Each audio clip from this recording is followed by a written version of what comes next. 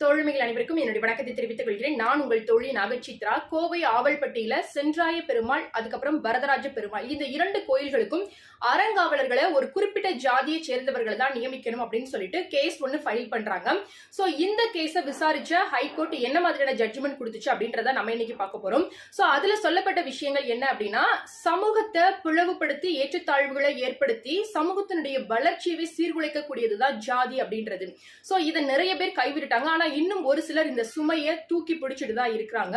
So இந்த மாதிரியான விஷயங்களை ஊக்குவிப்பதன் மூலமாக இன்னுமே ஜாதி அப்படின்ற ஒரு விஷயத்தை மட்டுமே காரணமா வச்சு சமூகத்தினுடைய வளர்ச்சியை தடுப்பதற்கான நிறைய வாய்ப்புகள் உண்டு. அதனால இந்த மாதிரி ஜாதியை பேஸ் பண்ண எந்த ஒரு விஷயத்தையும் இந்த ஹைகோர்ட் பரிசீலிக்காது அப்படின்ற மாதிரி அந்த ஒரு ஜட்ஜ்மெண்ட்ல சொல்லப்பட்டிருக்கும். சோ இந்த ஒரு பதிவு உங்களுக்கு பிடிச்சிருந்து அப்படின்னா லைக் பண்ணுங்க, உங்க ஃப்ரெண்ட்ஸ் அண்ட் ஃபேமிலிஸ்க்கும் ஷேர் பண்ணுங்க. நீங்க இதை போல என்ன மாதிரியான லீகல் பேஸ் பண்ண மேட்டர்ஸ் நீங்க தெரிஞ்சுக்கணும் அப்படின்றதையும் கமெண்ட்ல சொல்ல மறக்காது.